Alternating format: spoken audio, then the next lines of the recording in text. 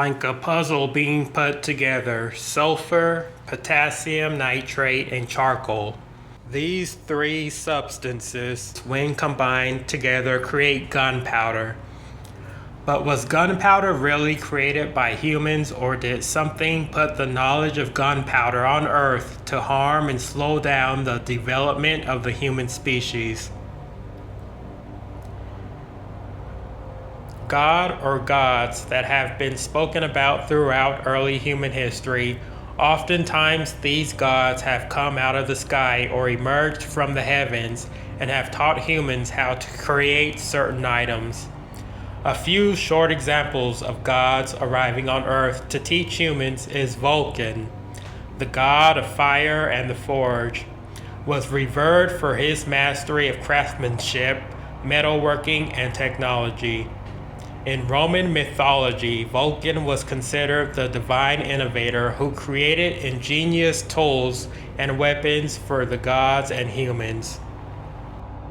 Another example is in Christianity, the devil, or Lucifer, who lives in what is described as the heavenly realm, but also has access to earth and can influence humans into destroying themselves.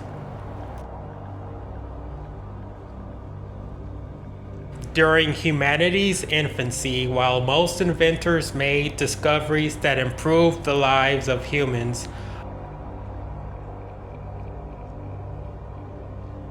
other inventors made discoveries that would forever haunt the human species. Following is a symbolic and artistic interpretation of so-called gods influencing humans.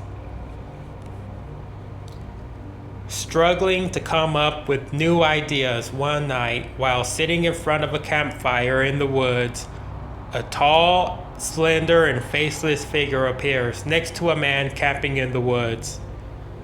This man, who we will call Zhao, is an inventor in 9th century China, and little does he know he is about to be shown the discovery of a lifetime. A new invention that will forever haunt the human species. Zhao begins to shake and tremble before this creature that suddenly appears before him, which Zhao can only describe as some type of undiscovered species. Overcome with fear and an urgent instinct to run away from the creature, Zhao can do nothing. Frozen with fear, a sense of being paralyzed overtakes Zhao. Wanting to run, Zhao is frozen in place, wanting to scream, but nothing comes out. Zhao feels completely helpless and at the complete mercy of this strange creature before him. With words not being able to come out of Zhao's mouth, he wonders to himself what kind of creature is this that towers over him, faceless, and smells of sulfur. Then, as if telepathically, the faceless creature tells the man, "I am not an animal. I am not like you. Our pets give us different names. Some call us extraterrestrials. Others call us the devil. Some worship us and call us God. Others refer to us as the destroyer of worlds." All of these beliefs are accurate and inaccurate. We come from both nowhere and everywhere. I am here to give your species, the human species, a very special gift. Then suddenly the creature grabs Zhao by the wrist and pulls the man behind him as they both walk through the dark woods.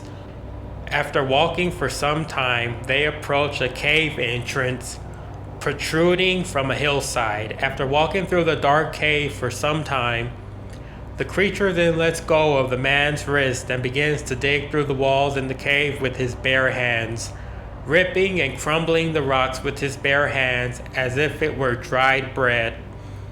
The creature begins to make small separate piles of crushed rock and minerals. The creature begins to breathe heavily and begins to growl with the sound of 1,000 angry beasts. Suddenly, the creature slams its hand down on the powdery substance it removed from the rocks. And when it does this, the powdery substance ignites and explodes with a bright flash and a loud bang. Leaving behind a dark cloud of smoke, Zhao falls to the ground, breathing heavily. He notices the creature is gone. This story, while being fiction, it is symbolic of the mysteries of human technological evolution. For around 200,000 years, the human species roamed the darkness of Earth, scattered in small nomadic groups, hunting and foraging for food, and never building anything much more advanced than a spear for hunting and our clothing, which consisted of the fur of our latest meals. And then out of nowhere, as if someone or something flicked on a switch, there was an instant explosion of ideas and new inventions taking place simultaneously across every continent on the planet. Could someone or something foreign to the human species be influencing and even controlling humans? Ask yourself, what could happen if today we discovered intelligent life on Europa? Well, we can't reach them in any spaceships we currently have, but we could perhaps send probes to Europa to study them, even communicate with them, and influence them. What if this intelligent species on Europa is where humanity was 200,000 years ago?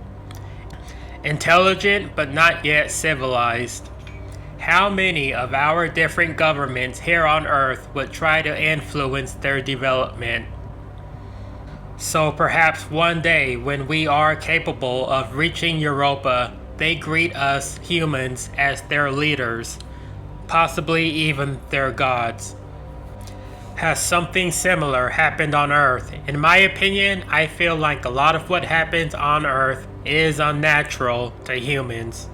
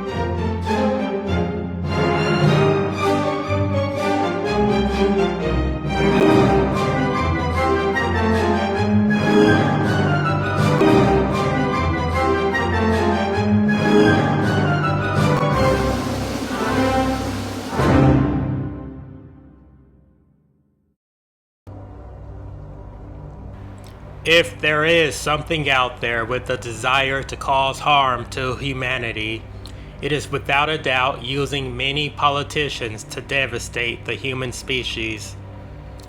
Conservatives, or the old world order, has an ultimate goal, which is to stop the development and evolution of the human species.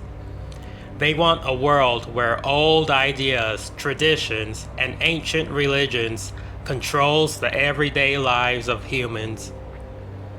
Gunpowder and all the weaponry that utilizes gunpowder in one way or another is one of the many ways old world figures control the human species.